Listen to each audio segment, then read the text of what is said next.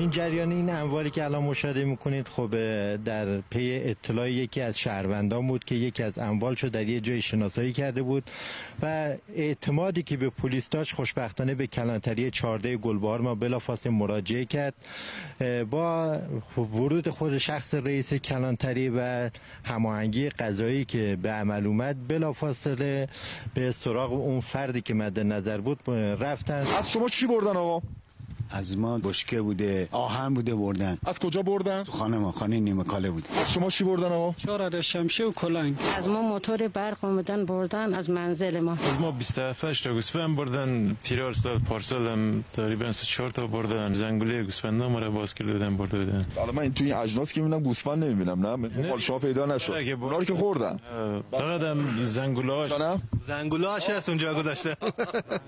زنگوله‌هاش پیدا شد. خب الحمدلله زنگوله‌هاش پیدا شد. خب خدا اینم خیلی مهمه. در بازرسی از منزل که هم منزل خودش بود و هم یه منزل نیمکاره که در یک منطقه دیگه باز در حال ساخت بود مراجعه کردن همکار ما و در 2 تا منزلی که متعلق به این نفر بود این اموال که شاید نزدیک به 2 تا نیسان پر اموال شد کشف و ضبط شد و در ادامه یکی از همداستای دیگه‌اش که آشنای خود این فرد بود دستگیر شد و به کلانتری انتقال داده شد.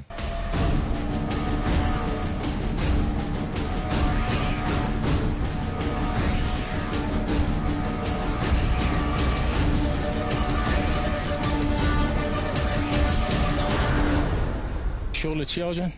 کشاورزی. کشاورزی. اهل کجایی؟ اصفهان. اینجا چیکار میکنه؟ 18 به فرصت دادن خونه رو بسازم، بدم خونه رو بسازم. خب خونه تو بسازی. این اموال از خونه شما کشف شده. اطلاع نداشتم از اینا. مگه منزل مال شما نیست؟ چرا؟ اون ساختمون نیمه کاره مال شما نیست؟ اون ساختمون بله نیمه کاره است. تمام این شوکات همه آمدن داخل ساختمون اموالشون یکی یکی طی 2 روز به شهادت همسر شما کشف کردن. شما باز میگی اینا مال من نیست. و اولش آیه سارق آدرس خونه‌شون نمیداد که به هر حال با ترفندی آدرس خونه‌شون پیدا کردیم رفتیم محل دوم اختفای اینا. حالا میگه من در حال ساخت خونه دارم و اینا ولی خب متاسفانه تمام پنجره‌های اینو قشنگ حفاظ بسته بود یعنی با آجر بسته بود که از هیچ جا دید نداشته باشه. خب متاسفانه تمام همسایه‌هاش هم از دست شاکیان. از این شوکاتی که اینجا هستن الان نزدیک شاید 7-8 نفری همه همسایه اینا هستن. 1 نیسان 2 نیسان وسیله ما آوردیم. حالا متاسفانه احتمالاً نصف اینا رو هم فروختن. یعنی 20 نفری که اینجا هستن هر کدوم 2-3 تیکه از وسایل و اموالشون شناسایی کردن. ولی خب باید ایشون همکاری کنه با ما که دیگه بقیه وسایل ما پیدا کنیم و به شاکیاشون تحویل بدیم. از شما چی بردن آقا؟ گربان بودم همونجا ارزم بودش چادر مسافرتی اولین نفر از من برده. همین چادر که الان این جلوه؟ اینجا بله با هم رفیقم هستیم به حساب. با من چای خورده یک جا بی انصاف بی شرف. در و پنجره و نردبون و اینا رو با چراغ اینا همه رو از تو خونه همسایه بودیم همونجا سرقت کردن. از کجا آوردی شما؟ تو منزل شما چیکار میکنه؟ این همه در طبقه دوم این همه فرقم وسایل از کجا بوده؟ از دوز گرفته. کی دوز گرفته؟ چند تا دوز گرفتی که حاصل شده 1-2 تا نیسان وسیله؟ 3 تا دوز گرفتم. مگه شما پلیسی آقا جان؟ نه نگرفتم من نگهبان بودم. خب شب نگهبانی کجا بودی شما؟ نگهبانی ساختم. خب چرا بردی اینا رو یه خونه دیگه گذاشتی؟ خونه که شما داری سکونت میکنی زن و بچه‌تون اونجا؟ صاحبش پیدا نشد که گفتم بذار باشه که صاحبش پیدا شد. یکیش پیدا نشدی همه اموال تو خونه چیکار می‌کرد؟ خونه مسکونی طبقه دوم. اینا رو خب نصفش اسمو اصفهان آوردیم.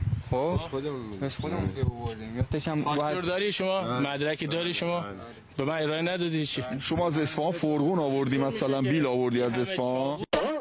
یه نکته‌ای که اینجا بود میگفتن یکی از این اقلام مثل اینکه این سیم ها رو در سایت دیوار دیدن و اونجا شناسایی کردن. سایت دیوار این چند وقت باور بفرمایید تو خود همین مجموعه گزارشمند شاید 10 مورد ما شکایت و مراجعه داشتیم که حالا بر اساس مراجعه به این سایت دچار مشکل شده بودن یا مورد کلاهبرداری قرار گرفته بودن یا جنس سرقتی خریده بودن. هشدارهای جناب عالی رو میشنوید. توصیه ما به شهروندان محترم این هست که اولا اگر بنا دارن کالاهای مورد نیاز خودشون از سایت هایی از قبیل سایت دیوار یا شیپور خریداری بکنن اطمینان پیدا کنن که اون کالاها سرقتی نباشه. یعنی با مراجعه به اون محلی که مراجعه میکنن اولا که اون فردی که میخوان ازش خریداری بکنن فرد موجهی باشه، محلی که برای خرید کالا مراجعه میکنن اطمینان پیدا کنن که محل کار یا محل سکونت اون فرد هست که در ادامه اگر چنانچه مشخص شد این کالا مشکلی داره یا سرقتی هست بتونن اون فرد فروشنده رو معرفی بکنن. اینا رو کجا آوردی آقا؟ کدوم رو؟ اینجا این عرض شود که نه موتور در برقی پشت سرش هم پر پکیج و رادیات. خریدم. خود شما خریدی؟ خریدم. اموال شناسایی شده توسط شاکی علی هدایتیان نوشته اون روش. پکیج و اینا مال شماست؟ بله.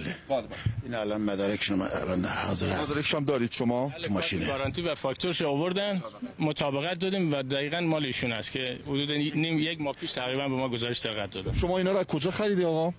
من از کارگرم کاری چی بود پیشمون کار میکرد. عجب. خریدم. عجب. قسمت بیشتر از ما بردن، همون کابل برق و سیما هر چی اونجا میبینین کلا جمعه. این کابلای برق و سیما کجا بود آقا؟ اینا داخل انبار بوده. انبار کجا؟ من پیمانکارم.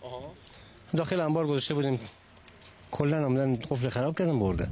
داخل انبار عرض شود که یعنی دفترتون، محل کارتون؟ کارمون یک انبار درست کردن، داخل انبار گذاشته اومدن بردن. بعد نگهبانی چیزی داره اونجا، سرایداری چیزی داره؟ جانم؟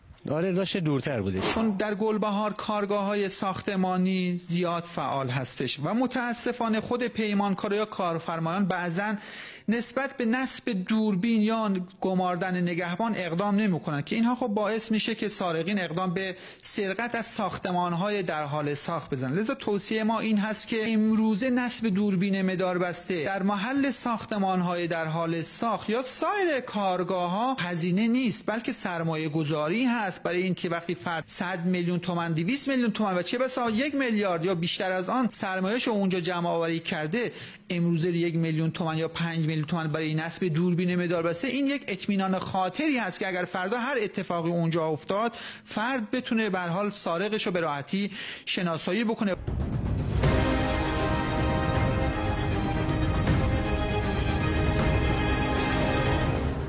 از شما چی بردن آقا؟ سرخالت زداشیم ما. سرخاله ایشونه. بله. گوسفنده پسرخاله رو بردن. بله، زنگا هم بردن، ما گوسفند قاطی بوده، انگار زنگا ما پیدا شده. هر گوسفند پیدا نشده، زنگا پیدا شده. زنگولا از کجا اومده؟ نگهبان بود اسمش. خب این چه ربطی به کار نگهبانی شما داره؟ این زنگولا از خودم است. خب شما آقا گوسفنداری، شما نمیدونم ساخت ساز میکنید، شما از اصفهان رفتی زنگولات ورشته آوردی مشهد؟ پیرار سال که گوسفند ما را دزدیدن 28 تا هر چی میشه. چند وقت پیش؟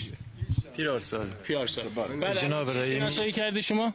هر چیز میشه خوبه، زنگوله خوبه ما بندیم به میشه خوب با هم زنگوله برداشته بودن برده بودن. بحث احشامی که در حوزه استفاضی هست و با خاطر گستردگی حوزه استفاضی که اطراف گلبهار هست و علف‌های هرزی که معمولا در این اطراف به اصطلاح وجود داره، گله‌های متفرقه زیادی در حوزهش که از آقای سرهایی من خواهش میکنم یه توضیح در این رابطه بدن. جناب سرهایی شما میگفتید اینا تلفن همراهشون داشته باشن، گوشی داشته باشن، قضیه چیه؟ متاسفانه نکته‌ای که خیلی مهمه در این بحث چوپانی و گله‌داری اینا که گاهن برای ما شده یک دغدغه، چوپانای زیادی هستن به جهت فیزیک و جغرافیای منطقه گلبهار که اینا گوسفنداشونو میارن، حدود شاید بعضیا 600 رأس 700 رأس گوسفند دارن.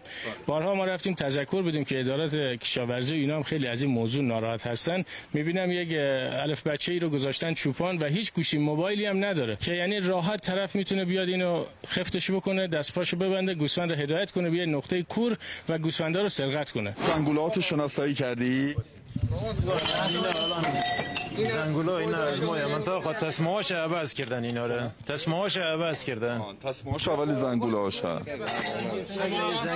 زنگ گردم میخی بوده، بعد میختاش کشیدن. قسم بخوری بهتر از که شما اینا رو معرفی کنی که از کجا خریدی.